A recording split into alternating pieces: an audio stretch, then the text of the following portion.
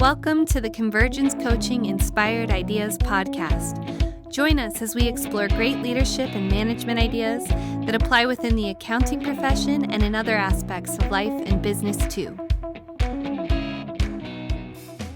Hello and welcome to our Inspired Ideas podcast today. I'm Tamera Loerzel, a partner with Convergence Coaching, and we are here today to celebrate our 20th anniversary in 2020. And I have our founders with us today, Jim Metzler and Jennifer Wilson. And I will have them introduce themselves to you and then share with you what is inspiring you guys today most in your life or in at work. So maybe Jim, you want to start? I'm thrilled to have this opportunity again and reconnect. I've continued today to take pride in being a former Convergence girl. By the way, I couldn't hack it as a Convergence girl, so I ultimately left.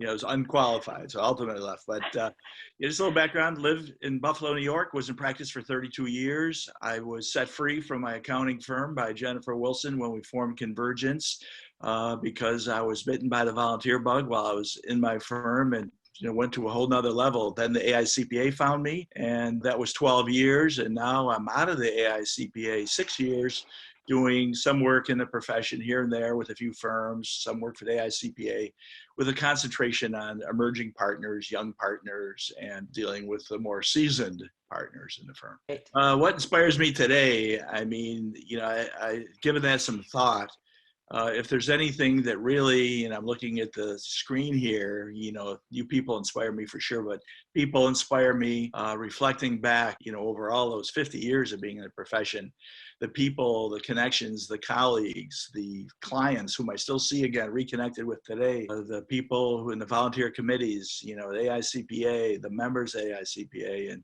certainly my friends here today. But if there's any piece of that I can carve out, it's the younger people today. I kill to be with my grandchildren who are now 13 and 16, the ones, in Buffalo where I live, Generation Z, extraordinarily exciting. Listening to the perspectives of the emerging partners to be, the young partners. It's just so refreshing. It's so different. It makes so much sense. They're so smart. And I really get turned on by learning, and, they teach me far more than I teach them. Great. So that's it. Connection, deep levels of connection. Love it. Thank you, Jim. That's what we love about you too. Yeah, Jen, you want to share? Yeah, so I'm Jen Wilson, and I'm co-founder and partner at Convergence Coaching, and Jim says I rescued him. He rescued me too, and that's, I think, what this founding podcast is going to be about, this cool thing that we built. And, what inspires me most, I think, in my work is transformation and change and growth in organizations and in people, and just seeing, Jim, you just said you run into clients and you run into people that we worked with in the past, and we get to see firsthand all these people who have evolved and grown and risen to incredible levels inside the profession, inside their firms, and the stuff that they're doing, and the way that they have grown and the way they're behaving and how much fun they're having, and it's just so exciting to see, and there's nothing better than seeing somebody make a big leap forward. And we've been doing this long enough that we see people make multiple leaps forward, which is cool. So that inspires me in my work. At home, what inspires me is really just watching that same sort of leap forward happen with my husband and my kids and my brothers and sisters and nieces and nephews and little teeny grandnieces and nephews, a whole bunch of them now. Just watching them evolve and grow, and the babies of Convergence, so just same thing. I love growth and change and progress. Absolutely. Awesome. You were always the make a difference partner. And that drive, beyond drive, obsession continues today. Great success in the home stuff, your momism, and we'll get into all that. I really love that out of you. Thanks. And I think that make a difference is one of our core values that you dreamt up 20 years ago that we still live by and is forefront to us today. So as you think about 20 years ago, year 2000, you two came together and you had this vision or this dream for Convergence Coaching. What were the market opportunities, or what was the inspiration behind starting Convergence Coaching? And maybe Jim, you'll jump in. Yeah, I love telling this story. It's a great story. So I had just finished writing a book, How to Build a $1 Million Technology Practice. And I went to a conference. It was ITA. I think it was ITA at that time, or Acute. Anyways, and therein walks, this was in Jacksonville, Florida. I remember it well, Ponte Vedra. In walks Jennifer Wilson, right? celebrity in the whole world of technology, MAS 90 and all that. And I said, oh my Lord, it's Jennifer Wilson. I can't believe it. I haven't seen you in ages. What are you doing now? And she says, I got into the baby business. And I said, the baby, well, no, Jennifer Wilson, entrepreneurial. I mean, she was like it in computer software, MS 90 and state of the art. I figured that she was running some, she had some company like Fisher Price or baby supply business, adoption agency, I don't know, baby business. And I said, wow, tell me about your business. She says, well, I moved back to Omaha, Nebraska, and I had a beautiful baby, Della. And I said, oh my gosh, here's a softer, kinder, gentler version of Jennifer Wilson than I knew in the past. And so I told her about my book, and I didn't know her very well at that time. And the firms were calling on me to help them with their IT practices that were on the sick bed after the book. And my firm, after spending so much time on the book and running around volunteering for stuff, I needed to spend more time at the firm. I said, I can't possibly handle this stuff. Maybe we should talk about referring work back and forth. And lo and behold, Jennifer Wilson says, well, let's meet and talk about it. And we did. An infamous day, I went to Omaha, Nebraska. It was a winter day, I believe. And there was the beginning of Convergence Coaching. We had both been through leadership courses. Jen through, I think it was Landmark, is that correct? Landmark Yep. Leadership, and I had been with John Engels and leadership coaching there. So we both knew the good and the bad, the ugly of each other, and we shared it openly, an open book. And I think, that open book, forever tied us close to each other and became the driving force of Convergence. And lo and behold, Jennifer, who I thought was pretty cautious, and cautious in what she was going to do with her career, said, I think we should form a business, Jim. I said, holy moly, I can't believe it. So that's it. I mean, that's it, Jen. What do you recall? You recall that, those days? I do. Of course I do. And like yesterday, it's hard to believe that was really 21 years ago, because this is 1999, right? I mean, we didn't incorporate until 2000. But I remember that we scheduled that meeting, and after we scheduled it, I found out I was pregnant with my daughter, Grace.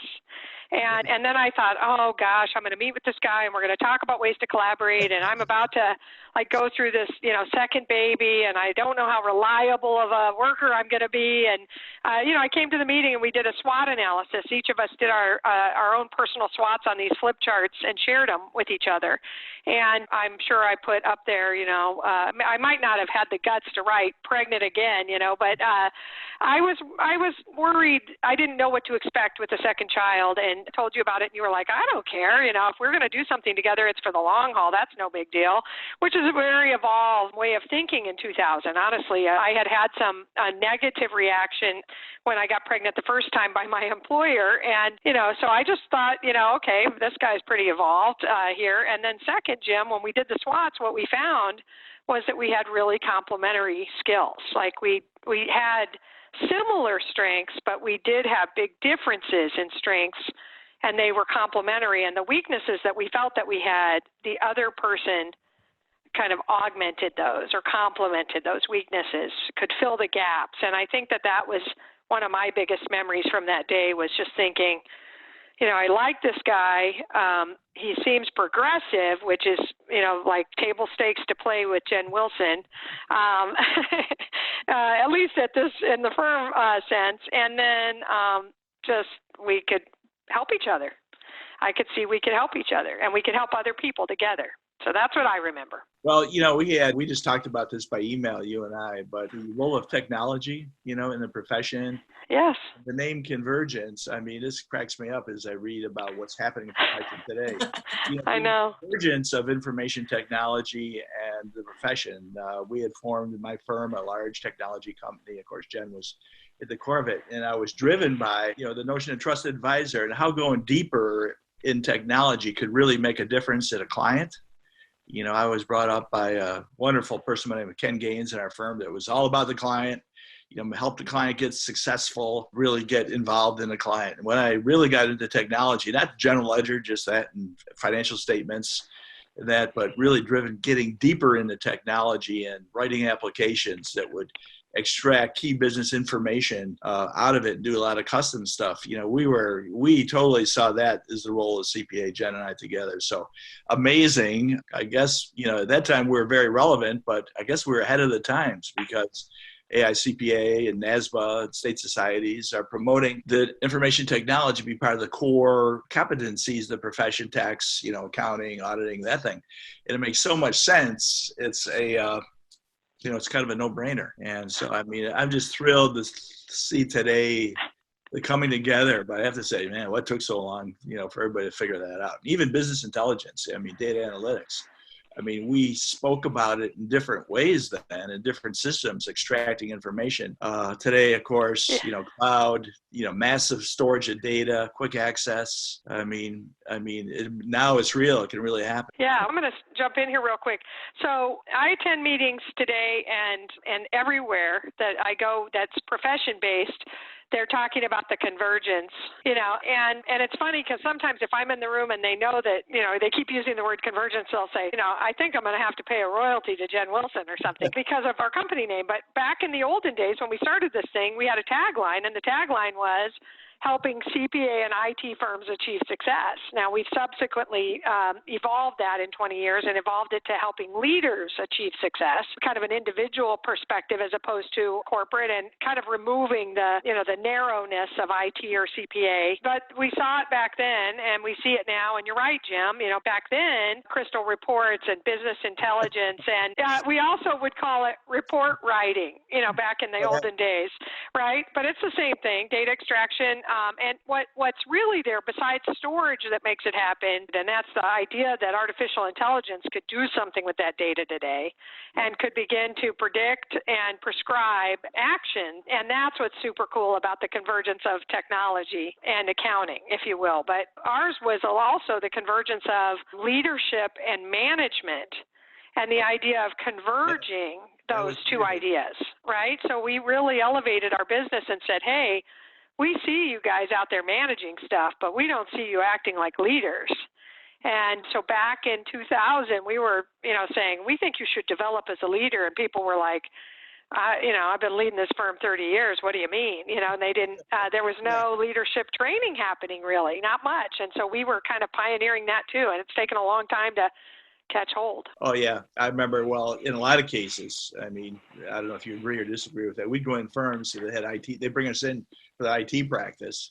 And first thing we would become would be grim reapers. We'll put another $100,000 into it. And of course, they'd almost show us a door. So, the whole notion of, getting specialized, starting a niche, we found out as we got into these firms that they had the same trouble, the same difficulties where the firms didn't have the leadership capabilities, the business finesse, if you will. So we kind of moved over in that direction, and it was a lot of fun. Now it seems to be coming back, and I think some of those issues with, the differences in IT, in a profession, and deal with technical people and cross referral and, getting clients in a different place. I think a lot of those things continue today. Since I left the AICPA, I've been kind of obsessed with talking to business people. I drive them crazy to find out what they value in their CPA firm, because I'm personally into this whole value debate that's out there. Ron Baker's done a great job, and there's a lot of great writing out there. But the notion of value is solely what the client perceives as value, not how we bill and all that stuff. So I've really spent all the time, I spend it at the country club and socially and church committees, what do you value in your CPA? And it's pretty interesting to understand that there's a lot of the more basic things, and I'd say, privately held companies anyways, that the business people wrestle with. The answers are a little simpler in a way, but the tools that they can achieve those answers and solutions and ability to harness the opportunities, they're driven by the same concepts that we talk about all the time. There's a gap between getting it done in our profession and the learning. So it's great to see that we're moving along and now at light speed at that. And I like what the AICPA has done in that area with a lot of the education, and CPA.com is, like all of us, matured to. So it's pretty cool. And we started, Jen, just you and I. Barry Blanson owes us a fortune in royalties. You're right. Yeah, well, and also it's funny because 20 years later, it's all really happening. Oh yeah. And you just mentioned CPA.com. They were one of our first clients, and they were called CPA to Biz. And I tell people that you and I were like the doctor and midwife at the birth of CPA to Biz. We were in the delivery room of that baby, and it was so fun. Us and a whole bunch of other friends that were consulting there, and that was so cool. The vision that CPA to Biz had. Which was, really a lot of, they were starting to say, hey, accounting is important and CAS is important before they gave it the Client Accounting CAS name. Yeah. And, we were back there. I don't know if you remember, we beta tested with them, with a bunch of our firm friends, B Central. Remember that? I mean, that was the beginning of cloud accounting. It was super cool, So anyway, we were definitely there at ground zero. And in some respects, 20 years has gone by fast, and, we could talk about what a mind blow that is. But in some respects, the stuff we were thinking needed to happen and that we formed this business to make happen has been taking a long time to happen. Oh, yeah. It's interesting. Talk about convergence. Again, I'll expand that definition forever. But something in the marketplace, I'm seeing in our CPA marketplace, the accounting marketplace, not only CPAs, is that we have the maturity of the cloud products, the client accounting system, CAS products. But at the same time, we have this market dynamic of the shortage of CPAs out there and shortage of accounting talent. Well, there's also a huge shortage of, accountants that work in companies and bookkeepers, anybody in accounting. So what I'm finding, certainly in this Buffalo market anyways, the firms that I coach, a particular firm I coach, is that accounting firms, difficult finding people, but it's even worse for companies. So all of a sudden, if you can have, the outsourcing and the client accounting systems, it's so relevant today.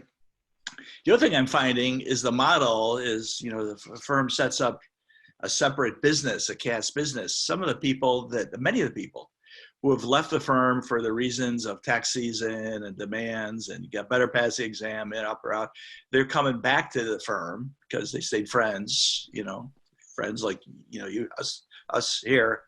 And they're actually coming back to the firm to do the outsourcing and client accounting work because it's set hours, they know where they're going. So it's pretty cool. So yeah, those are driving forces, I think, that are really great for firms to harness, make the CAS business even greater than we even sometimes talk about it. I want to ask you guys a question. You made me think about, as we started to go in firms, and you would say we, wreaked havoc, not only on the IT side, but, the niche side and getting unified. I think that's one of the things that we found early on is we needed to really focus on partner unity. And I still think that's important today, 20 years later. And I think that's one of the things that you and Jen, as you formed Convergence Coaching, you looked at your relationships as business partners. So what did you establish for your relationship as business partners, and how did you keep that healthy? Well, I have opinions on that. I'll tell you what kept that healthy. Number one, we came together at a time in our lives when it was like perfect. We knew our knowledge of ourselves, knowledge of self after, this whole coaching thing here, really, really, really important. And we disclosed it all. So, I'm looking at Jennifer Wilson on this video chat here. I can see, same person. What you see is what you get, open book feelings, the good, the bad, the ugly, the kind. And from the get-go, no hidden agendas, that kind of thing. And so it kind of came together very naturally. We both had a great understanding of our own mistakes we made coming up. When I say I used to be a loser, I mean it. Misalignment, I can't speak for Jen, but that kept us together. And I think Jen's warmth as a person and intelligence, and I don't know what it is. Jennifer Wilsonism just continues today for me. We don't have to be together. We don't have to talk. We're still connected. Jen, I'd love your opinion. So, Jim, I think it's all of that that kept our relationship healthy. But I think that when we very first started, we didn't know each other very well. And the way that we managed that was we talked a lot. We talked on the phone multiple times a day. And for normal partnerships, they might walk down the hall or hang out together. We ran a completely virtual, completely flexible business with all of our assets in the cloud before it was called the cloud back in 2000. Before it was cool to do it, we were doing it. And so we just talked on the phone. We didn't even have Zoom video. We would have been on video. I know we would have if we'd had it. But so communication was crucial. Transparency, which you mentioned, any selfish interest up on the table. We distinguished selfish interest. We talked about it. We would say, hey, if we do this, then that's going to impact me in this negative way. And we worked to not let each other be impacted negatively. So we tried to disclose, here's what I'm trying to accomplish. And that was helpful. But I know it wasn't very long before I loved you.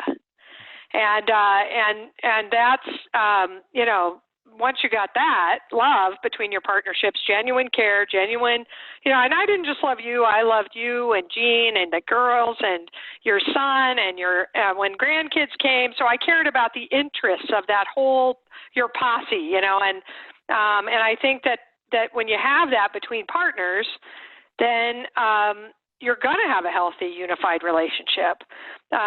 The other piece of it is strategy, and we met regularly and talked about strategy, and our business was, we had a raw idea, and we didn't really know what the heck we were doing, so when you're doing that as a startup, you got to talk a lot to say, here's what is working and not working, let's ditch this and do more of that. We had to have lots of strategy sessions, lots of SWOT analyses, lots of competitive analysis, lots of looking at the marketplace and talking to clients and saying, what do you need more of and what do you need less of? And so I think one of the ways we stayed unified was just coming back to what are we doing and what should we do more of and what should we do less of? And sometimes I think it was scary to, delete something from our mix or add something to the mix. But we did it anyway, and we just kept evolving through that communication. I think that's probably the number one word to partner unity there. We did. Well, we had a very simple partner compensation split up formula to it. Now that you mentioned it, I think I'll come to mind. So our system was 50-50, no nitpicking. And that seemed to work pretty good. Although you did all the work, I felt you were underpaid, Jen. I was a startup though, and I was learning, Jim. So I might have had more shoveling on my side, but you were teaching me. I was in the Jim Metzler, master's degree or PhD program, learning about relationships, learning about the accounting marketplace. I thought I knew it from Sage, and I thought I knew it from BDO, but I didn't know it from the practitioner's perspective on the ground. And you really taught me a ton. And I mean that. I owe, you know this, I owe you a debt of gratitude. You're one of my most important mentors, and I never felt like I was doing more than you were doing. Well, there's a perfect example of why we were successful and why I love Jennifer Wilson, for sure. Well, and Jim, you alluded to just a moment ago, you continue with that relationship, that you guys remain friends, your love for each other and your families and interest, and just knowing what's going on, with each of you continues. Yet you separated. So the AICPA started to pull Jim Metzler. And as you guys looked at separating, and as you looked at what was next for you, Jim, what did you guys do, or what advice would you give partners to keep that healthy? Because I don't think that always happens either. But you two maintain this healthy, and I don't even think healthy is the right word. I mean, fabulous, loving, friendship over the years. Even though you did separate, you did split. What would you add to that? Yeah, well, I would. Yeah, that's. We committed to talk every Friday for the rest of our lives for that. And I kind of dropped the ball on that. I figured, well, I didn't have Jen had all the interesting stuff. I didn't, but we kept that up for a long time. But, mutually in the profession, an email note here and there saying, but I think that for me, I can only speak for me here, is that the strength of the relationship, is enduring. I mean, it's forever. Like I say, we don't have to talk. I'm totally connected to Jennifer Wilson. Social media is great too. I mean, seeing you, Tamera, at the wedding, and Jen at the wedding, and Jen's girls grow up, which blows my mind. Your daughter getting married. I remember she's a little kid, Tamera. is mind-blowing. But you stay connected. It's the depth of connection and the strength of the relationship that keeps you going. You know, when I left my accounting firm, it was not pretty. As general, you know, it was difficult. I left on my own accord and all that. And, you know, it was edgy. I don't know, sketchy, Jen would say.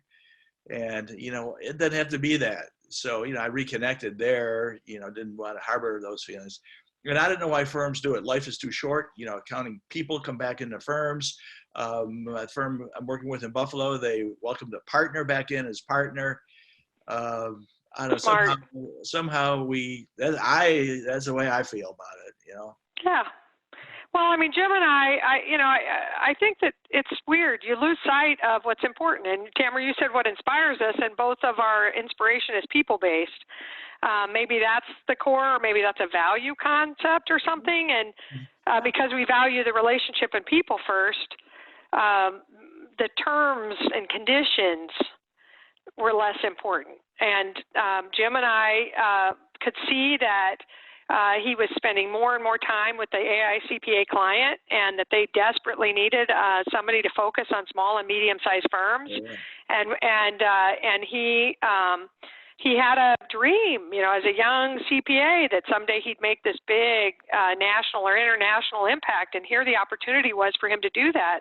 How could I act like a wench or a needy weirdo and hold him back? You know what I mean? Like I wasn't going to hold him back, but I also wasn't going to kick him in the butt on the way out the door, because that made no sense. I mean, none of it would make sense. Our relationship wouldn't endure then. And the other thing is that we do believe that the universe, we would call it God, but whatever you call it, you know, we believe that the universe is at play, at work, and that we're getting go signals and no signals. And Jim was getting go signals to go and do this. And the door was open, and it was super clear. And we felt like, you know, the way I tried to process that was, it's time for me to run this thing now. You know, Jim has prepared me to run it. I think I can do it. He thinks I can do it. I'm going to do it, you know. So I felt like we both had an opportunity, and we just tried to figure out how to look at it that way instead of this, you know, negative thing, as opposed to, you know, and I guess that's hopeful interpretation. That's an example of hopeful interpretation. We just tried to bring that to it, and then communicate at every step of the separation process and talk about selfish interest and what's fair. And I felt like we did a really good job with that. Yeah. Wow. Yes. Man. That's awesome. It's a good example for firms. I tell you, it really is. And, you know, never burn any bridges. Be happy for other people's success, and it goes around, comes around, I guess. Old sayings. Well, you guys shared some stories and, you know, some of the things that happened at the beginning. What, if you were to pick one favorite story of founding this business, what would you each say that is? Oh man, I don't know what I'm allowed to disclose here. Go ahead. You can say whatever you want. It's all on the. We won't edit it out. It's all on the table. Go for it, Jim. Right. So I'll do. All right. So now that I you know what I'm going to talk about, because this is great. I can tell. I know. So here I was, you know, I don't know, 50-something years old, or 50-ish, low 50s at the time. You know, had to be 52 or so at least. And with this young 35-year-old woman as my partner in the firm. And we used to have traveling around the country, going to firms, doing speeches. And I used to speak about Pump Across America. You know, nursing, you know, young mom, nursing, you know, and being able to, you know, continue that. I mean, this is a great example for women, for sure. And Jen would have this thing called this equipment. You know, I travel with my piece, you know, little computer at the time, my bag and my stuff. Jen would travel with her yoga mat and a pump. And the pump was a big travel item because you had to pump, you know, to nurse and FedEx, you know, the milk back to home. I mean, this was incredible. We go in a hotel in New York, she'd check in, and they'd have a refrigerator and a FedEx person all lined up. I mean, innumerable stories, wonderful stories. I was, you know, I go to the gym twice a week with the trainer now. I was kind of telling her about that, about any things, and she thought it was the most unbelievable thing she had ever heard, but it became standard for us. I remember we were at a meeting with IBM in New York, and I'll shut up after this, but this is great. And Jen looks at me and she says, look, this meeting is going to take a while here. So if I tap my hand on the table, 2 times, it means that there is no plug in the ladies' room and I can't pump in there. So I want you to hand me the car keys because I have a adapter for the cigarette lighter in the car to pump. When that was to me the ultimate hilarious story of, and I thought nothing of it because I was so used to the pump across America regime. But I'll never forget that. It was great. It was a learning experience. I mean, it was amazing. You tell you the truth. I love it. I do too, and I wouldn't go back there if I could help it. Now there are plugs in restrooms. There's pumping, single stall, private bathrooms. I mean, the whole world of bathrooms have changed because people like me were committed to keep doing it. I traveled with an extension cord. I don't know if you remember after 9/11, they didn't like my pump and they didn't like my extension cord, but I traveled with like a 50-foot, like heavy, horrible extension cord so that I could plug in the outside of an airport and walk into the bathroom because there weren't plugs in some of the bathrooms, not just in the stalls, but in the bathroom itself, no plug. So all that's changed, which is awesome. And not every mom would want to do that, but I did it with 2 of my babies in Convergence so that I could keep them healthier and still do my big job. I think that, I have a bunch of fond memories and great stories, but, all of mine have to do with Jim and I in cahoots, at clients, mostly, realizing we had some off-the-rails situation in the partnership or something and going, off at break time and having a big conversation about what are we going to do next, and always laughing, never being too serious. Because Jim, if you say anything serious to Jim, he'll say something that will make you laugh. And I don't know if you realize that, Jim, and then you do laugh a lot. But so Jim, I don't really remember, even in the most intense times with real problems facing us, Jim not making a joke or lightening it up and making me laugh. And so that I think is my fondest thing. And Tamera and I talk about, sometimes we wish we could do that more. She and I try to focus on laughter together. If you were around Jim, you would crack us up continuously. And I don't know. I mean, I have too many stories to tell, but almost all of them have to do with Jim laughing a lot and forcing me to laugh because he was thinking things were funny. He could always find funny. Which is good. Good Keep stuff. that sense of humor. Yeah, for sure. I would just add a quick story as we wrap up here. And I think for me, the 2 of you, what you represent and how you started this business was a leap of faith and trusting that it would all work out. And I think part of that's the universe go signs, Jen. I think you guys are like, we should do this. We're aligned. We can figure it out as we go. And I think that is a huge gift that not everybody has. I don't have to have it all figured out. We'll evolve, like you said, and have that go. And I'll never forget, I met Jen and Jim were at an ITA conference 6 months into starting this business. And, I was deliberating my, path. And do I want to become a partner in the firm I was in? My daughter had just started kindergarten. And Jen said, we started this thing. Ruth joined us. And we have CPA.com as a great client, and we have a couple other good clients. We work from home in our yoga pants. We don't have health insurance, but we're building something. And I'll just never forget, of course, this is what we should do. And I went home and I gave 6 months notice, which was incredible. But that way we had time to figure it out. And I think also granting that time, it was just huge. But having that trust and that faith that it will all work out, and having trust and faith in me and others that have come along with us, I think has been huge that you 2 brought to the table. And so I think that's something that this business is founded on. And I think it continues with all 3 of us in how we approach our life and our work. And I think that's fabulous. Very nice. Well, thank you both for your vision. Thank you for your leap of faith and your trust in each other and your trust in this working out and evolving and changing. And I love how it has all converged over the last 20 years. Jim, as we wrap up, we like to ask just a couple, rapid fire questions, just to get to know you better a little bit and, share that with our viewers and our listeners. If you were to wear a t-shirt and it had one word on it for a year, what would it be? What would that one word be and why? For 1 year, I will say that's a great question. 2020, this year, and the word is change. We're downsizing. We're married 50 years, and I love the change. So it's exciting. 2020 is a great year for Gene and I, and the profession and our friendship. And this podcast is a good springboard for that. I love it. Great. And if you didn't have to work for a year, I know you said you're semi-retired, and Gene may argue with that, but if you really didn't work for a year, what would you do? Oh man. Okay. So I will tell you, this will show my age a little bit, but I would buy one of those Volkswagen buses.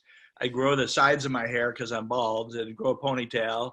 And we'd get in the van, we'd get in that bus, we'd go across America, visit my daughter in Scottsdale, my son in California, drive back, get on a plane, and maybe go to some place where there's a lot of poor people.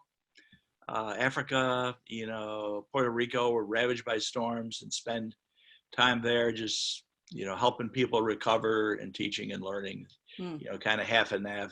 Gene and I together, that's the whole name of the game. I love it. Great. And last question. If you knew you wouldn't fail, what would you do? What would you try? I'm going to use, I'm not sure how to state this. I will use the Jennifer Wilson word, pixie dust. Does Jen still use pixie dust? Yes. You sprinkle pixie dust and the partnership gets better. Yep. So I would like to be a pixie dust distributor. I guess that's a fairy or something. I don't want to say I want to be a fairy, but pixie dust distributor. And I'd go around, I'd cure people with terminal illnesses. I'd cure sick people, and just take care of the problems whenever I'd see them, as long as I could continue in that job. Pixie dust distribution. I love it. I do. I love it. Got it from you. Let it be so. It would be so awesome. You'd be excellent. That's great. All right. Well, excellent. Thank you both again for joining us. And thank you, listeners, for celebrating our 20th anniversary at Convergence Coaching with our two founders today. We look forward to being with you on our next episode of Inspired Ideas podcast. And you can have access to information and follow up with us or connect with us. There'll be information provided to you. And thank you very much. Thank you. Thank you. Thanks, Tamera. Thanks, Jim. Thanks, Sarah. Thanks, listeners. Thanks, everybody. Okay, I'm going to sign off. Thanks for listening to the Convergence Coaching Inspired Ideas podcast. Be sure to visit ConvergenceCoaching.com to join the conversation, access show notes, and discover our fantastic bonus content. If you enjoyed this podcast, please subscribe and leave a rating and review. Have an inspired day.